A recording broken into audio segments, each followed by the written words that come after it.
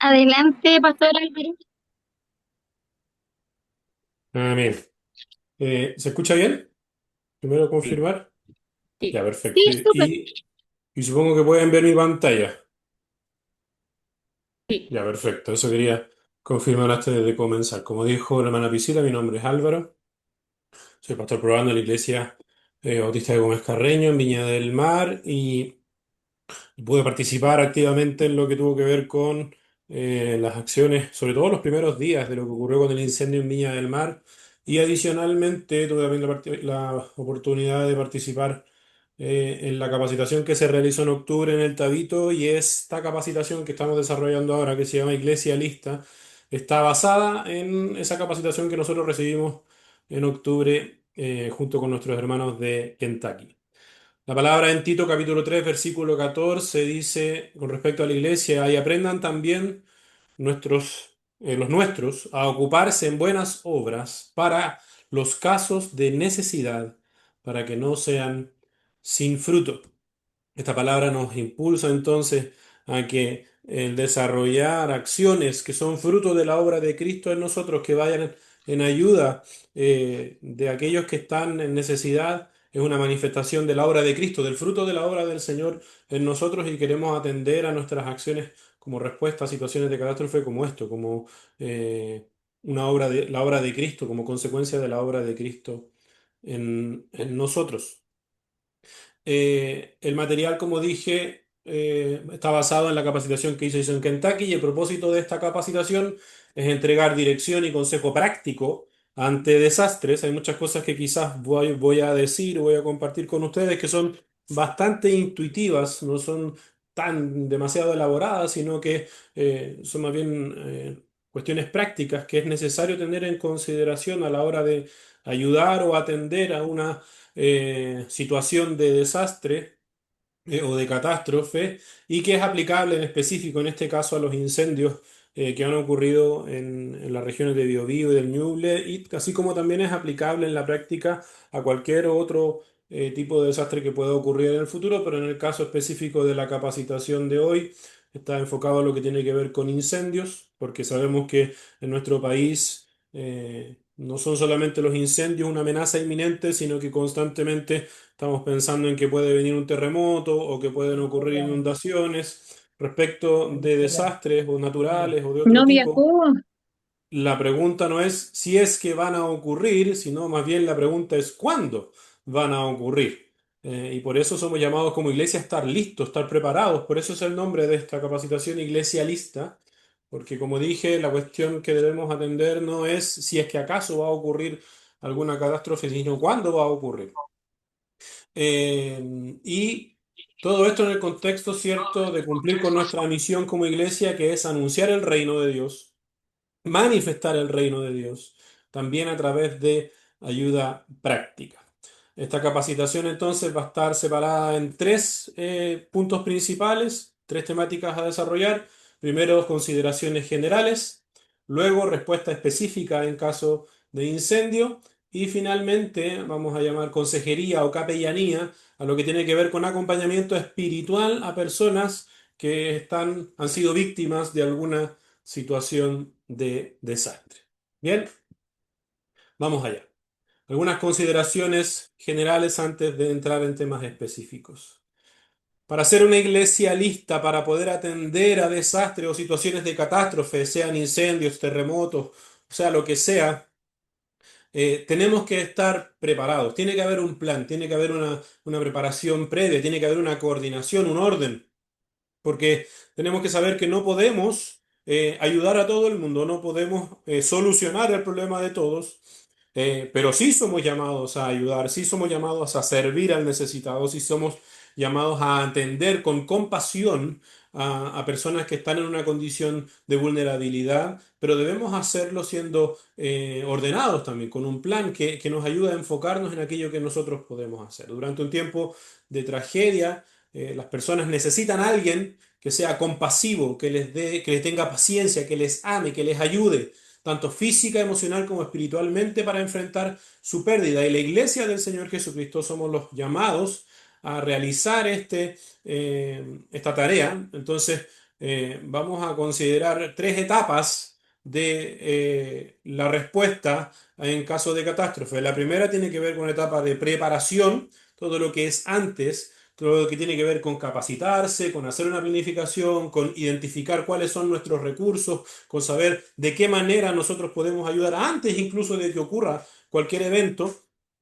Una segunda etapa que es una etapa de conexión, que tiene que ver con ser capaces de entrar en contacto con las autoridades locales de los lugares donde están, hay afectaciones, de iglesias locales o de agencias de ayuda, como por ejemplo en el caso de Send Relief, que es una de las organizaciones que participó activamente ayudando con recursos para la reconstrucción y ir en ayuda de los incendios acá en Viña del Mar, y que yo sé que también se están haciendo nuevamente todas las gestiones para poder tener también esa ayuda en los incendios actuales. Y luego, finalmente, una tercera etapa que es la etapa de respuesta. Y en esta etapa de respuesta tiene que haber una acción tangible, que es la ayuda práctica, o sea, ya sea limpiar un terreno, ayudar a movilizar cosas, escombros o incluso ayudar en la reconstrucción.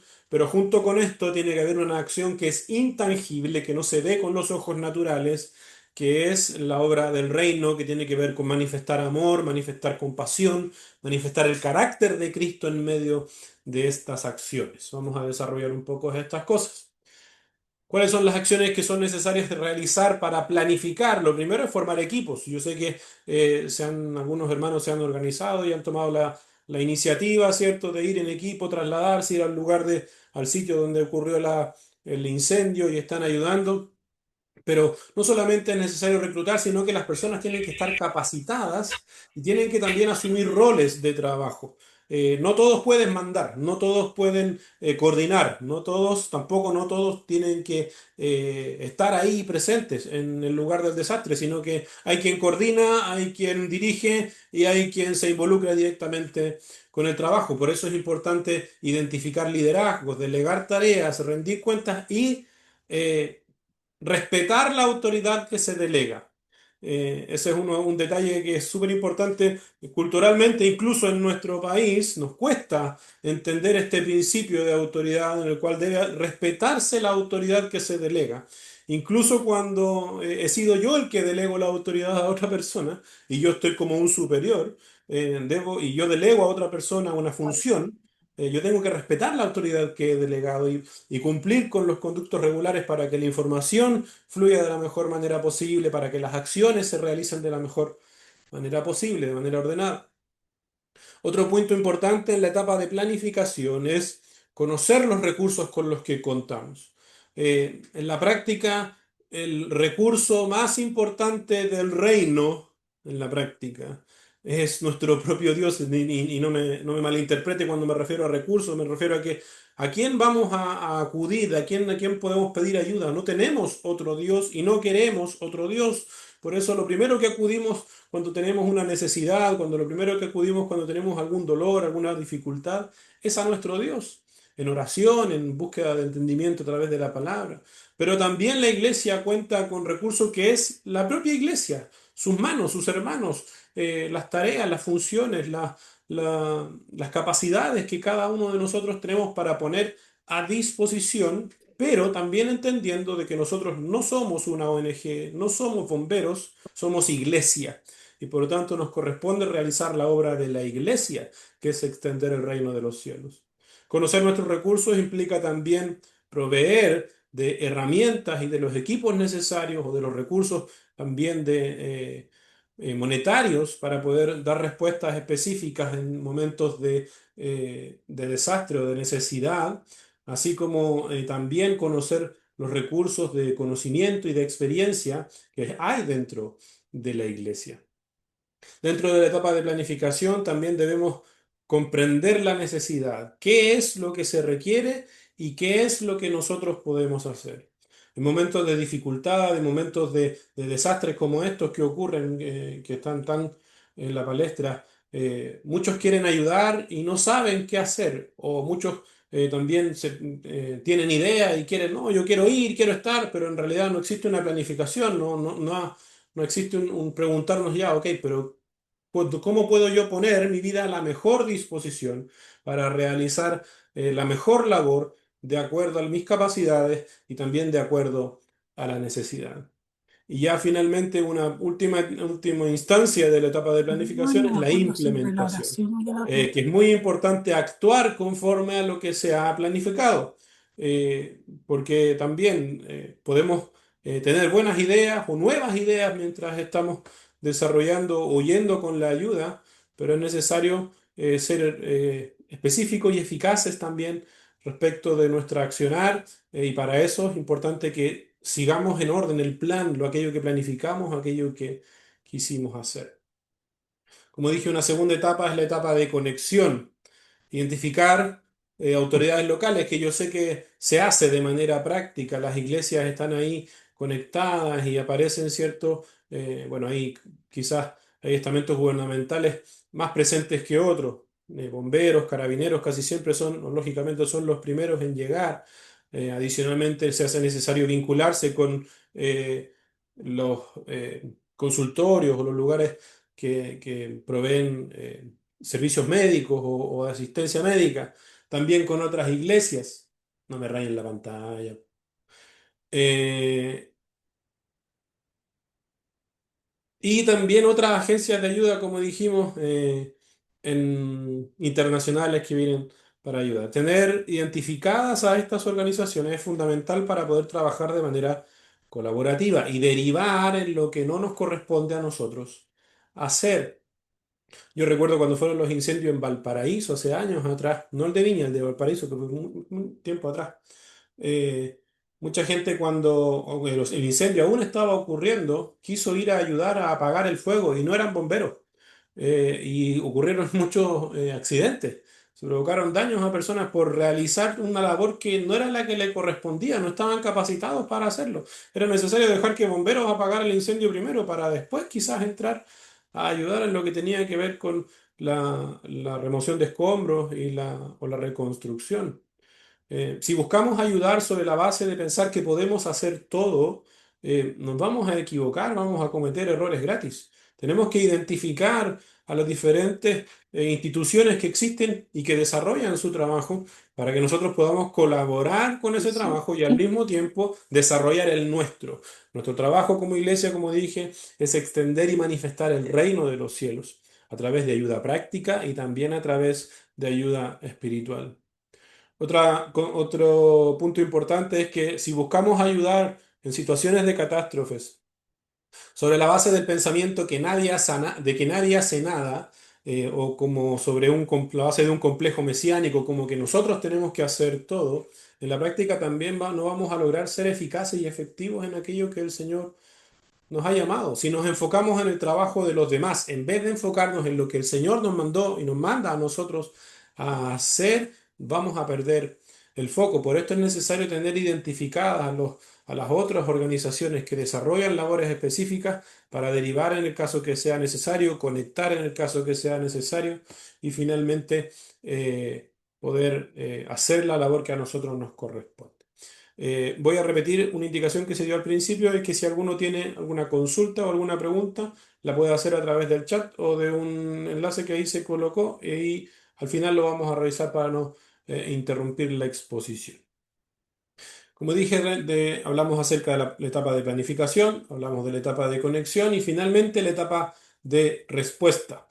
Y como dije, nuestra respuesta ante situaciones de desastre, por una parte, tiene que ver con una respuesta tangible, una acción que es demostrable, que es limpiar, por ejemplo, un terreno, demoler alguna estructura que debe ser demolida, o trabajar en la reconstrucción, llevar alimento, llevar agua, llevar algo que es práctico, una ayuda práctica. Pero también es necesario que nuestra ayuda sea de la perspectiva de aquello que no es tangible, manifestar el reino, hacerlo con alegría, dar esperanza a las personas, traer consuelo, fortaleza, seguridad a las personas que están en una situación de vulnerabilidad. Porque las cosas, si la experiencia de conversar también aquí, por ejemplo, en Viña del Mar, con las personas que perdieron sus casas, que perdieron en el incendio sus bienes, el dolor en muchos casos no estaba necesariamente por el bien material, sino por lo que esos bienes materiales representaban. la casa donde, qué sé yo, crecieron los hijos, las fotos, los recuerdos. En muchos casos, aquellas personas que han sufrido en una condición de desastre, lo que más duele no es necesariamente lo físico, porque muchas veces el comentario es decir, no, las cosas físicas se recuperan, lo material se recupera.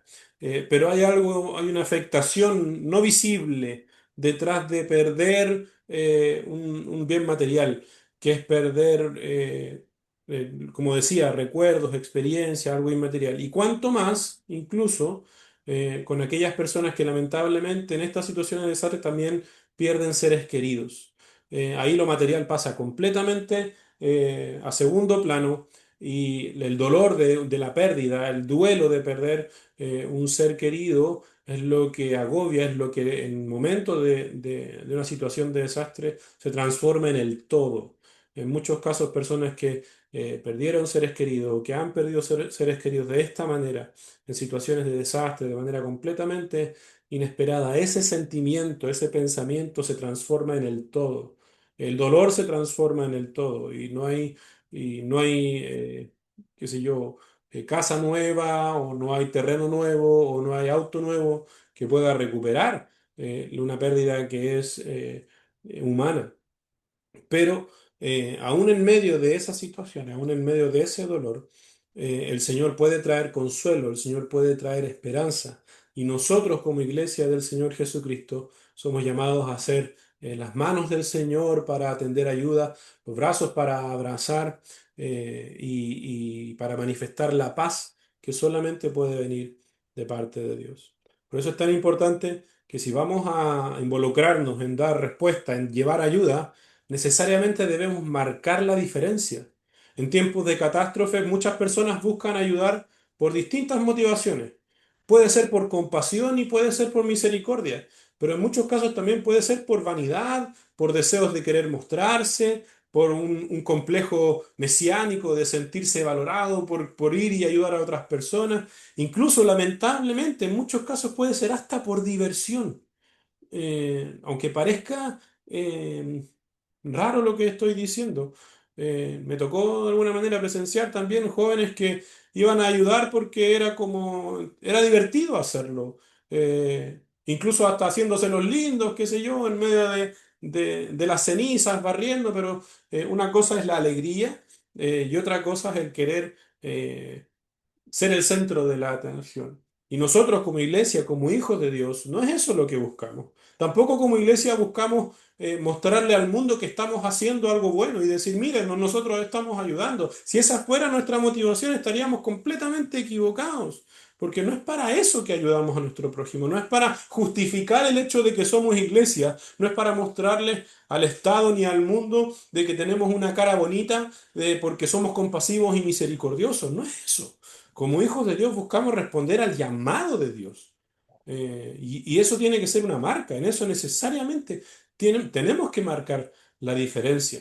Adicionalmente porque las personas lo notan. Las personas notan cuando alguien verdaderamente está siendo compasivo y misericordioso o en realidad está buscando sacar algo a cambio. Entonces, si vamos a responder ante una situación de catástrofe, hagámoslo con la motivación y el corazón correcto. Ahora, pasando a nuestra segunda parte, respuesta específicamente en casos de incendio. El trabajo a realizar cuando ocurre una situación de incendio está comprendido principalmente a la limpieza posterior al fuego, una vez que ha sido controlado el fuego y se ha habilitado la zona por las autoridades competentes, que en este caso son los bomberos, como una zona libre de peligro de nuevos focos y se puede proceder a rehabilitar el terreno. Aquí en Valparaíso también pasó que cuando ocurrieron los incendios, se apagaban superficialmente y entraban las personas y empezaban a intentar a remover material y debajo del terreno superficial habían raíces que todavía o material que todavía estaba encendido. Entonces comenzaban a remover escombros y el fuego se reactivaba. Por eso son las autoridades competentes las que tienen que determinar cuándo un terreno está en condiciones de ser rehabilitado para la remoción de escombros o para la reconstrucción, como dije, porque los peligros de reactivación siempre son, o sea, no siempre son evidentes para la persona que no conoce. Entonces, el trabajo, en primer lugar, como respuesta en caso de incendio, tiene que ver con el suministro y la provisión eh, de las necesidades básicas. Nos tocó acá en Viña, cuando fue el incendio del año 2024, colaborar con repartir a las ayudas que venían desde el municipio. Ahí anduvimos con la hermana Priscila y con mi papá en mi camioneta cargando carretillas, palas, chuzos, incluso baños químicos para llevar a la zona donde había sido el incendio, porque aunque el municipio tenía los recursos para ir en ayuda, tenía, digo, lo material, no tenían la capacidad de movilización. Entonces, fue para nosotros gratificante poder tener el contacto, para nosotros poder llegar también con esa ayuda a las personas que habían sido afectadas, específicamente desde el templo de la Villa Independencia, así como también yo sé que en la iglesia Maranata, en el Olivar, también donde había ocurrido el incendio, que fue el templo que no sufrió daño, se logró coordinar ahí el despacho y instalar equipos de trabajo del municipio para coordinar la entrega de los materiales necesarios en primera instancia. Como dije, lo primero que se tiene que hacer es suplir las necesidades más básicas que tienen que ver con alimentación, agua y suministro básico, por ejemplo, como decía, de un baño químico. Pero para poder ir en ayuda, movilizar y poder estar en contacto con las personas en ayuda de incendio, en la capacitación que recibimos de Kentucky y que en la que nos basamos ahora tiene que ver más con la etapa de limpieza. Para poder realizar este trabajo de limpieza es necesario tener los implementos correctos y tener también algunas consideraciones que vamos a revisar a continuación. Eh, por ejemplo, las personas que quieran ir a ayudar o que quieren ir a ayudar deben tener pantalones largos y camisa manga larga.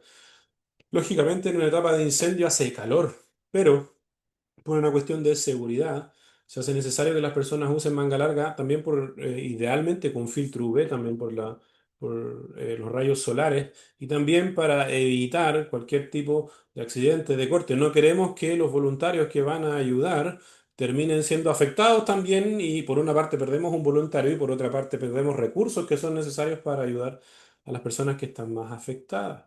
Guantes de trabajo, zapatos resistentes que tengan suela dura, idealmente punta de acero, porque uno nunca sabe dónde va a pisar. Idealmente un overol liviano si es que no quiere dañar su ropa, una gorra o un sombrero de ala ancha, según corresponda, si fuera necesario, también en caso de demoliciones, casco.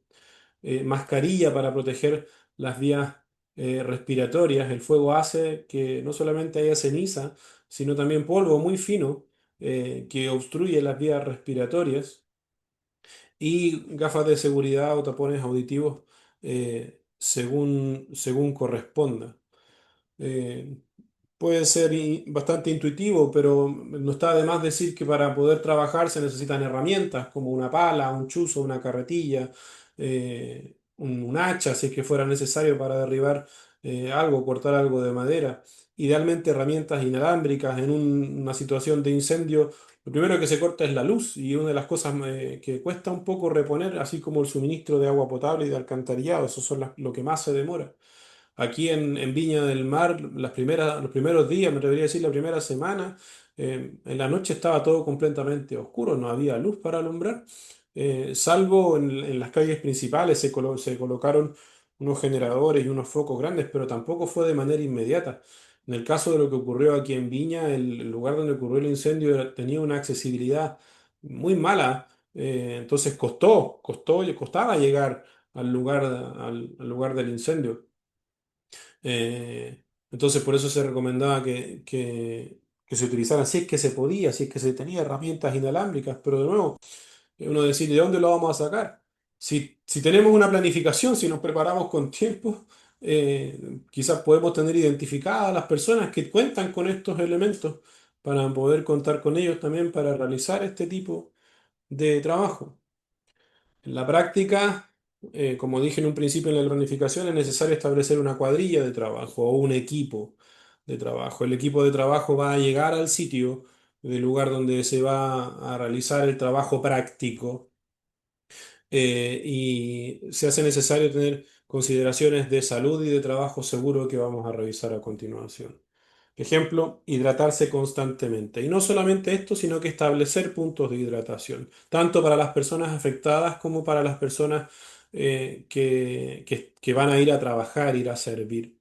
Eh, una botellita con agua uno puede andar trayendo, pero la verdad, trabajando ahí, en el calor de un incendio, el agua se hace escasa, siempre se hace escasa. Este es un suministro que es lo primero que hay que suplir, agua, tanto para limpiar, para lavar, para cocinar, para hidratarse, lógicamente. Entonces, una de las primeras condiciones de trabajo y condiciones de salud que es necesario establecer es colocar un punto de hidratación o colocar e identificarlos.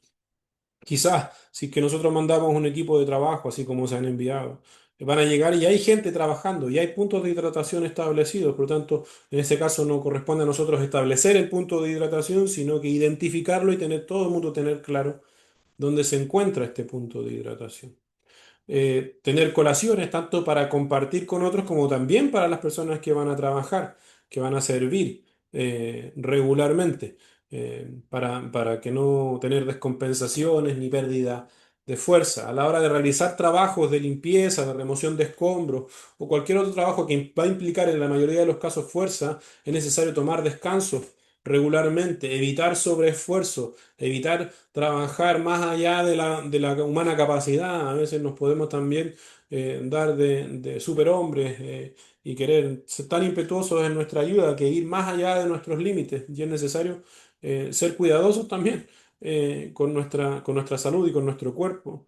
La norma chilena dice que no debemos levantar, una persona no debe levantar más de 25 kilos en solitario. Yo creo que en la práctica muchos de los hermanos o muchos eh, varones sabrán que 25 kilos en la práctica no es tanto, uno puede levantar más de 25 kilos, pero aún así esa es la recomendación y lo otro es, si va a levantar peso, realizar un levantamiento seguro.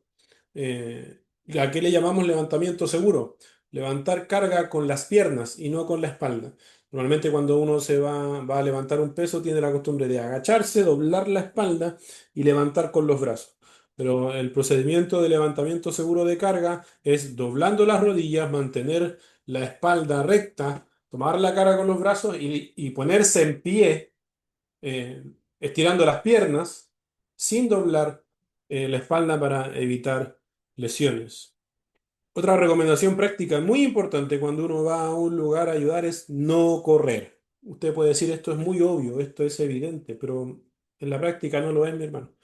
Mucha gente yo la veía porque no estamos hablando en el contexto de cuando ocurre la catástrofe, sino posterior, cuando estamos ayudando, cuando estamos yendo en ayuda a las personas. Y usted puede decir, pero es que hay que apurarse, hay que ser rápido. Sí, pero hay muchos accidentes que se provocan por andar corriendo, más todavía en un sitio donde no están las condiciones comunes de tránsito. Normalmente van a haber escombros por todos lados o puede haber algo en lo que tropezarse. Y mirar bien dónde uno va a pisar, caminar tranquilamente, moverse consciente de su propio cuerpo, es súper importante a la hora de ayudar en una situación como esta. Es importante identificar si es que hay excavaciones, si es que hay fosas sépticas, si es que hay pozos, si es que hay algo que pueda provocar una caída.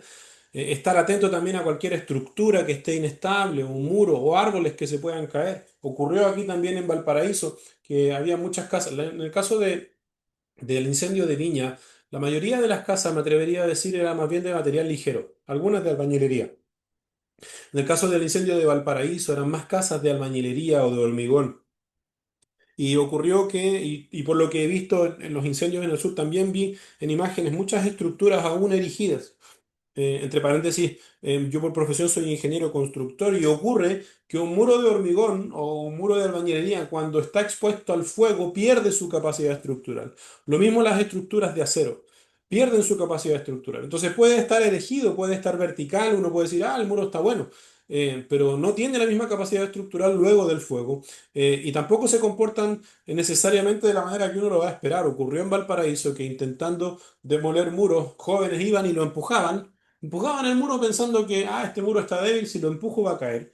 Pero lo que ocurría es que como el muro tiene una cierta elasticidad por la armadura de acero, el muro lo que hacía era que se inclinaba y luego como péndulo volvió, ocurrió en Valparaíso y aplastó a las personas que estaban empujando el muro, provocando un accidente completamente innecesario en la etapa de ayuda, cuando ya no era el incendio. Por eso es necesario tener estas consideraciones, que ahora las estamos revisando rápido, no nos da el tiempo, pero y que están enlistadas y que luego al terminar esta capacitación las vamos a compartir. Esté atento también a maquinarias que pueden haber en el lugar del incendio, de la reconstrucción. Pasan vehículos o pueden haber retroexcavadoras, cargadores frontales o mini cargadores, que a pesar de que generan ruido o tienen sensores de retroceso, aún así, a veces uno en el trabajo, intentando ayudar entre la gente, puede no identificarlo, no verlo, y también se pueden provocar accidentes. Lógicamente, no operar ninguna herramienta o máquina que usted no esté capacitado para hacerlo. Por ejemplo, en el caso de los incendios ocurre que de repente hay cosas que hay que cortarlas con motosierra. Y puede estar la motosierra, pero no está quien la sepa usar. Y algunos se las da de voluntario y dice, no, sí, yo puedo, pero en realidad nunca la ha utilizado. Y es preferible no ponerse creativo, sino que esperar que haya alguien que sepa realizar el trabajo. Identificar fuentes emisoras de ruido, como maquinarias a su alrededor para estar atentos y que no evite o no nos limite en nuestra propia comunicación. Estar atento al tránsito, como dije.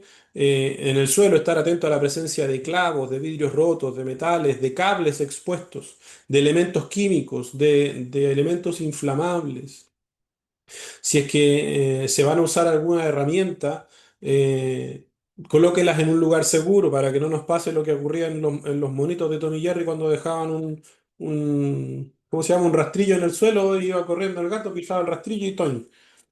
Eso una humorada, pero en la práctica yo lo he visto suceder.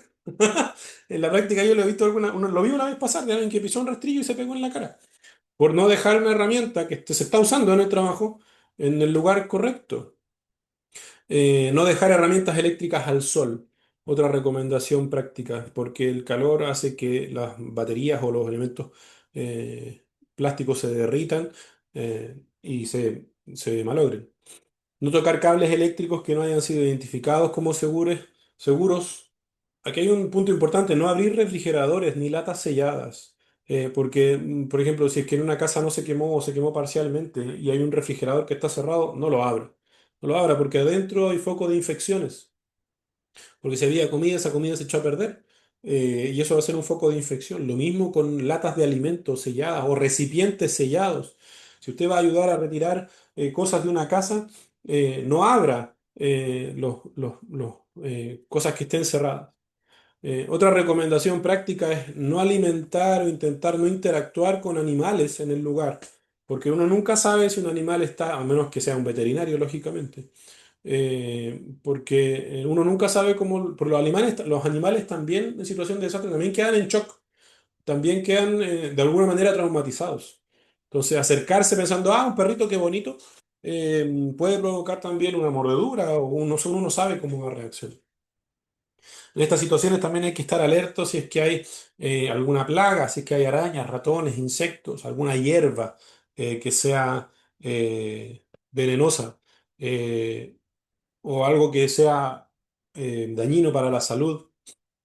Si alguien del equipo sufre algún rasguño o algún corte, hay que lavarlo y desinfectarlo de manera inmediata.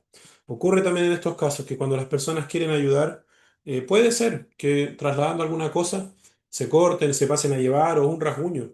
Y dicen, no importa si no pasa nada.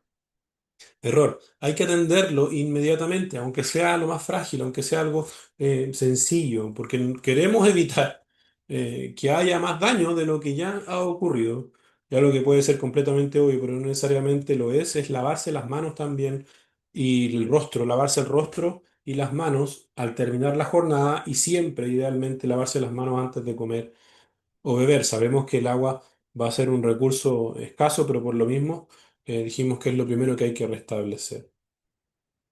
En caso de haber polvo en suspensión, otra recomendación súper obvia es hidratar, intentar mojar, para no levantar tanto polvo. Y si un equipo de trabajo está trabajando junto y logra identificar eh, peligros, adviértalos.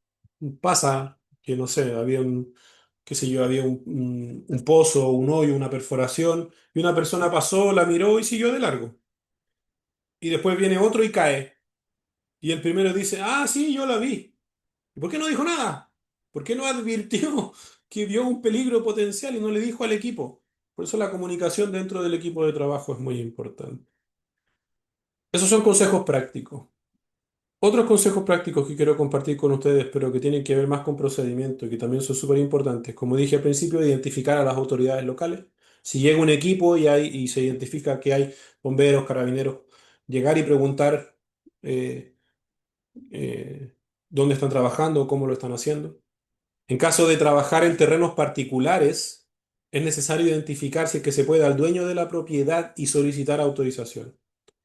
No, las personas no pueden llegar y decir, ah, yo vengo a ayudar y empezar a tomar cuestiones y empezar a mover, a barrer, a derrumbar, porque hay una cuestión de soberanía y hay un dueño de una propiedad al cual hay que respetar. Y si nosotros vamos como iglesia, no solamente para ayudar práctica, de manera práctica, sino también espiritualmente, tenemos que ganarnos ese derecho a que las personas confíen en nosotros. No asuma tampoco que todo lo que se encuentra quemado en un terreno es algo perdido, es basura. Hay que ser sensible a la propiedad de las personas, porque quizás puede ser que se encuentre con algún recuerdo, con algo que la persona, independiente de que esté quemado, la persona quiera conservar. No asuma que todo lo quemado es basura, porque, como dije, el valor sentimental, emocional o el de los recuerdos muchas veces supera, o de hecho supera al valor tangible o físico de las cosas. A la hora de realizar limpieza es necesario establecer también e identificar zonas de acopio y si es posible, clasificar y ordenar, separar lo que es metálico de lo que es escombro para su mejor disposición a la hora de botarlo y también mantener ordenado sin interrumpir vías de acceso y sin interrumpir vías de tránsito. Eh, si se trabaja en equipo, es importante que el equipo siempre esté atento a la posición de los integrantes de su equipo, conozca a su equipo, conozca a los hermanos con los que está trabajando. Puede ser que alguno de aquí vaya a ayudar y se encuentre allá con personas. Tómese 5 minutos para relacionarse con las personas, tómese 5 minutos para aprender, un minuto para aprenderse bien el nombre de la persona con la que usted va a trabajar, que puede ser algo obvio, pero no necesariamente lo es, para que trabajando juntos también, como dije, puedan advertir si es que existe alguna dificultad o alguna situación. Algo que también puede ser muy básico, pero marcar o identificar las herramientas que son pertenencia del equipo y hacer un chequeo constante de ellas para asegurarse de que eh, están funcionando bien. Y también estar atento a la condición física, emocional y mental y espiritual del equipo de trabajo. No asumamos que porque todos vamos a ayudar significa que todos estamos bien. Puede ser que alguien tenga la disposición de dedicar su tiempo y su esfuerzo para ir a ayudar en el caso de incendio, pero puede también que esté pasando por alguna situación difícil. Puede que sea un familiar también de las personas que están ahí en la misma situación de pérdida y también necesita un cuidado, también necesita oración, también necesita de apoyo. Ser cuidadoso también. ¿Yo estaba por aquí? Sí. Ser cuidadoso de la interacción del equipo de trabajo con otros brigadas o con otras personas que estén ayudando. Porque como decía anteriormente, no todas las personas van con las mejores motivaciones y no todas las personas tienen las mejores actitudes. Algunos pueden ir en tono de combativo o de como decía, esta idea de que ellos son los salvadores. Esa no es nuestro sentir. Y finalmente, algo que puede ser evidente, pero no necesariamente lo es el concluir la jornada, generar un reporte de lo que se hizo. Como dije, si hay una planificación, tiene que haber un orden. Y generar un reporte que puede ser sencillo, un mensaje de WhatsApp a un coordinador, decir, en el día de hoy estuvimos en este lugar, realizamos este trabajo, enviar una foto, para poder también nosotros tener, o las personas coordinando puedan tener el respaldo y poder también incentivar a otras personas a trabajar. Esta es la segunda parte concluida de consejos prácticos. Vamos a la última parte para ir concluyendo. consejería y capellanía en situaciones de desastre. Le llamamos capellanía porque así lo llamaron nuestros hermanos de Kentucky, que fueron aquellos que nos impartieron esta capacitación. Y es necesario que dentro de los equipos haya personas idealmente capacitadas y previamente designadas para realizar acompañamiento espiritual a las personas afectadas en situaciones de catástrofe. ¿Qué constituye un desastre o una catástrofe? Es una situación que afecta a varias personas o a una comunidad de manera inesperada o repentina. Es una situación que causa daños o pérdidas de vida humana, de propiedad o de valor significativo y que la percepción del evento influye en la reacción de las personas. ¿Por qué? Porque genera una interrupción de su rutina o de su forma de vida. Llamamos a una catástrofe a aquel evento que ocurre y que, como dije, es inesperado, causa daño y además modifica la forma de vida de las personas o cambia su rutina cotidiana, ya sea porque se interrumpen los servicios básicos o se pierde la fuente de trabajo.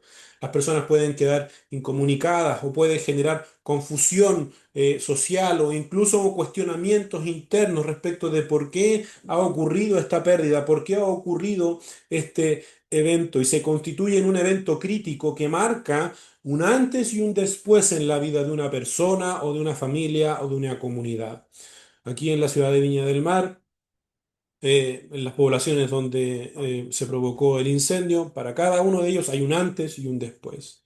Creo que es muy fácil conversar con un chileno hoy por hoy. Si es que usted no tiene nada de qué conversar con alguien, pregúntele dónde estaba en el último terremoto. Y cualquier chileno que usted quisiera conversar, cualquier compatriota que usted quiere conversar, usted le pregunta dónde estuvo en el último terremoto y pueden conversar por horas.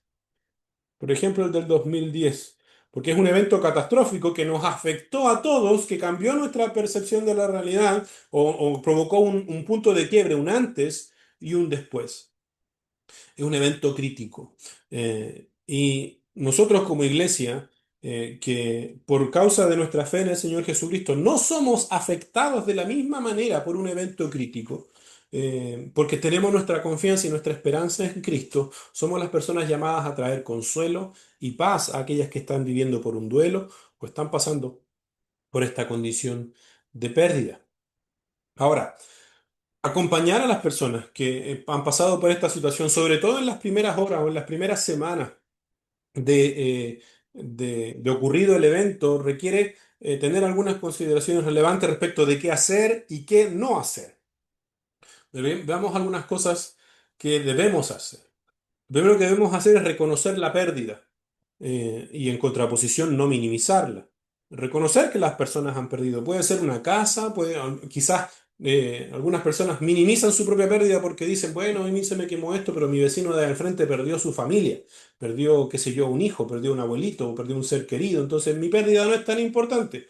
Pero para acompañar a las personas tenemos que nosotros reconocer esa pérdida, no decirle, ah, sí, tiene razón, en realidad su problema no es tan grave.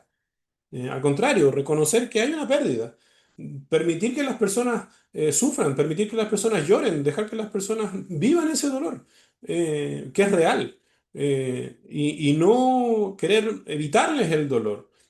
Nuestro trabajo, nuestro llamado no es quitar dolor, es traer consuelo.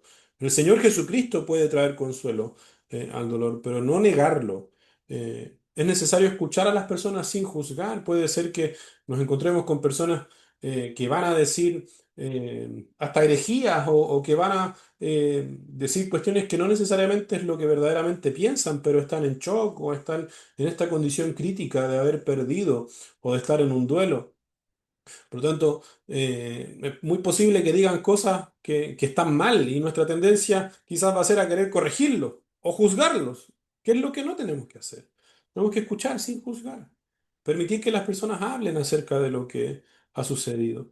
Es necesario escuchar más que hablar en una situación así.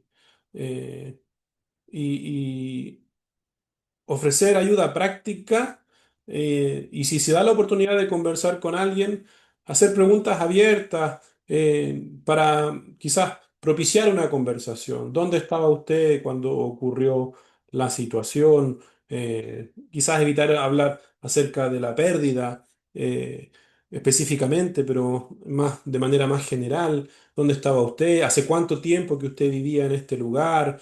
Eh, o, o- o qué era quizás lo que más le gustaba de su casa, eh, que a veces son cosas que uno podría pensar, pero es que va a traer recuerdos, sí, pero es necesario abrirse a que las personas compartan su dolor con nosotros para poder sobrellevarlo juntos. ¿Qué decir en caso de enfrentar una conversación con alguien que ha sufrido una pérdida? Bueno, lo siento mucho. Eh, no puedo imaginar el dolor que usted está pasando. A veces pensamos que las palabras bonitas de querer identificarnos, decir, no, yo sé lo que está pasando, no, en la práctica nunca sabemos verdaderamente lo que el otro está sintiendo.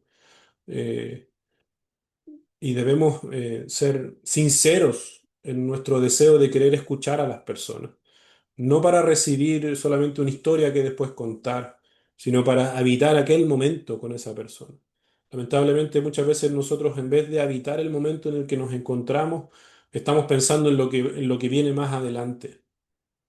Y una persona que ha sufrido una pérdida como una situación de catástrofe no está pensando en el futuro a largo plazo, está pensando en el hoy día, en cómo resolver los problemas más básicos y fundamentales del hoy día.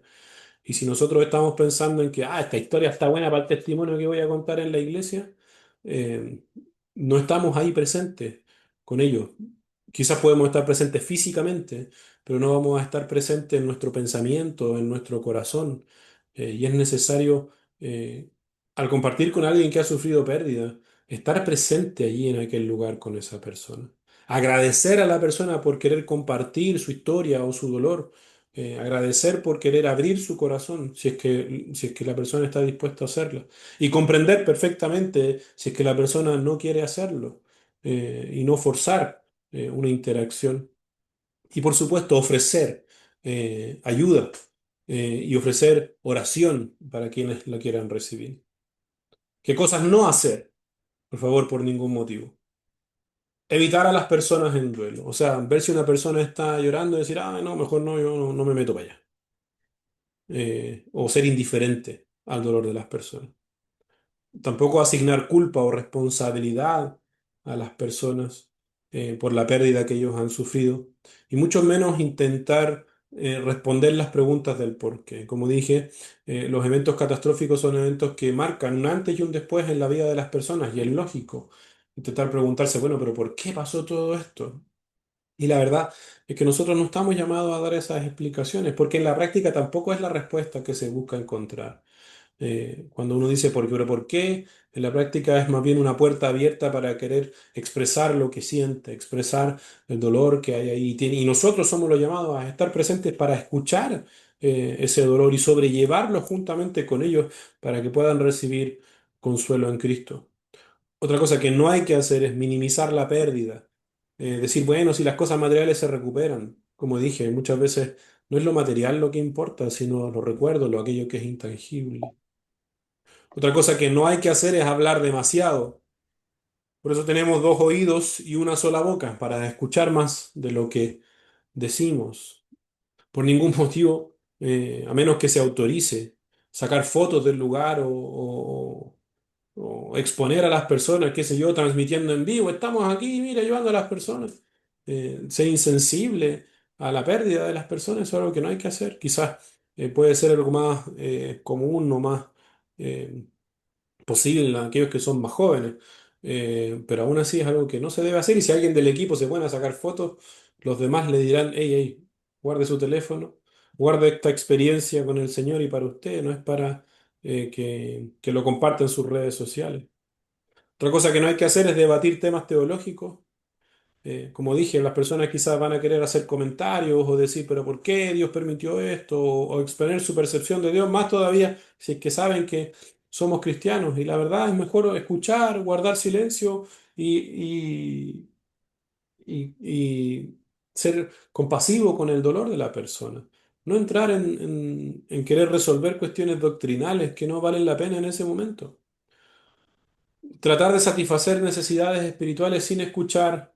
Primero las naturales, o sea, si una persona llega y tiene sed y tiene hambre, lo primero que debo procurar hacer es darle agua y darle comida. Luego podemos hablar quizás del Evangelio, luego podemos hablar de la palabra, pero primero hay que suplir las necesidades más básicas. Y lo otro que no podemos hacer es condicionar la ayuda práctica a algún compromiso espiritual. Esto es decir a la persona, ok, le vamos a ayudar, pero tiene que ir a la iglesia. O bueno, le vamos a dar ayuda, pero usted tiene que, qué sé yo, asistir a tal congregación. Eh, ¿Qué cosas no decir? Sé cómo te sientes, o fue la voluntad de Dios. O cuando una persona pierde algún ser querido, decir esa frase, Dios lo necesitaba más que nosotros, ahora tiene un angelito en el cielo. No diga esas cosas. No son consuelo para nadie. No son consuelo en tiempo de pérdida. O está en un lugar mejor, si es que no sabemos si es que verdaderamente está en un lugar mejor la persona que falleció o que perdió. O atribuirle al tiempo una cualidad sanadora, que en el mundo es común decir, no, el tiempo lo cura todo. No, no caer en la sabiduría popular. O quizá ya va a pasar, pasa sana, sana colita de rana. Es mejor escuchar, guardar silencio, estar presente con las personas que están en dolor. Eh, o decir cosas como no, no llore, o sea valiente. Como dije nuevamente, es mejor estar presente, guardar silencio y ser en ese lugar un hermano, un amigo que está allí para compartir el dolor. Ir en ayuda de los más necesitados es una responsabilidad que tenemos como hijos de Dios. Ser representantes de la presencia de Dios en la tierra en situaciones de difíciles, ser esperanza para los que están en medio del dolor. Y tenemos herramientas espirituales. Las armas de nuestra milicia no son carnales, sino poderosas en Dios. Y podemos compartir la escritura con ellos. Ideal es que las cuadrillas tengan una Biblia o por último en su teléfono lo puede leer. Puede leerle pasajes que expresen la fidelidad y las promesas de Dios o incluso es más recomendable si es que se puede en medio de la conversación que sean las mismas personas las que lean en la Biblia. Usted le muestra la Biblia y la persona lee en la Biblia las promesas de Dios. Orar por las personas afectadas, consultar primero, lógicamente, si es que desea o si es que puede orar por ellas y no ser muy extenso en nuestra oración, no ser tan efusivo o expresivo, sino conservar este deseo de impartir y compartir paz en medio de esa situación y a través de la oración. Eh, otra acción importante es intentar o poner a disposición conexión con alguna iglesia local, indicarle la importancia o la necesidad de vincularse con alguna congregación si es que la persona está dispuesta a seguir escuchando palabra o a seguir compartiendo del Evangelio. La confidencialidad también es muy importante, o sea, entregarle a la persona la seguridad de que lo que está compartiendo es algo que está quedando en esa conversación y no va a ser llevado a otro lugar como un testimonio que yo puedo colocar como una medalla en mi pecho porque yo fui, hice tal y tal cosa, compartí con tal y tal persona, le hablé a tantas personas y tantas personas se convirtieron. Dejemos que el Señor reciba toda la honra de nuestro trabajo y otro detalle que es importante también es que si en medio de la conversación se expone alguna situación que escape a nuestro consejo o nuestra capacidad, eh, hay que derivar también cuando sea necesario. Muy importante es que si una persona está herida, está dañada, o incluso, por ejemplo, no sé, si usted conversa con alguien y tiene una herida en el brazo, antes de querer darle ayuda espiritual, darle ayuda física, llevarla a un centro de asistencia, compartir ayuda que pueda dar salud física y también espiritual. Lógicamente, el Evangelio, la buena noticia de la salvación del Señor Jesucristo es la verdad definitiva que puede traer paz al corazón del ser humano. Y como dije, ser nosotros la voz y las manos de Dios. No solo aspirar a cumplir metas y decir, lo logramos, lo hicimos, ayudamos, sino manifestar el reino de los cielos. Concluyamos. Atender a la necesidad de los que se encuentran más vulnerables no es solo una idea o una buena intención, sino que es la respuesta al deseo del corazón de Dios y debe motivarnos el manifestar el reino de los cielos para los que lo necesitan y no solamente sumar un número a nuestra congregación o no solamente decir, bueno, Nosotros ayudamos, hicimos, cumplimos con nuestra tarea, hicimos lo que teníamos que hacer, por un sentimiento de autosatisfacción o de justicia propia.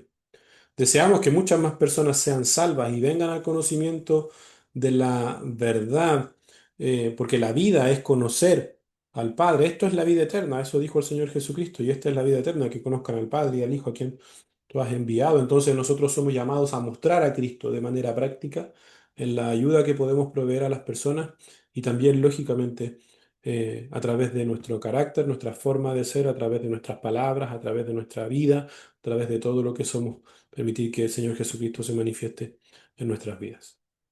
Hay muchos otros consejos, hay muchas otras cosas que podemos enlistar, que podemos sumar a esto que acabamos de decir. Podríamos hablar muchas horas. Como dije, intentamos condensar en una hora una capacitación de 2 días, casi 3 días. Entonces, me imagino que a partir de esto ustedes también pueden pensar en muchas otras cosas que son necesarias, tanto como consejos prácticos, como también consejos de procedimiento y también de cómo atender a una persona que está en una situación de vulnerabilidad espiritualmente. Me imagino que ustedes pueden tener mucho que decir al respecto. Y la idea es que lo hagan. Le vamos a compartir ahora el documento con el contenido de esta capacitación, y también la presentación para que la sumen también a aquello que ustedes consideran bueno y necesario tener para este tipo de casos y que crezcamos en ser una iglesia lista, una iglesia preparada para dar respuesta en medio de situaciones de desastre. Muchas gracias. Muchísimas gracias, Pastor Álvaro. Quería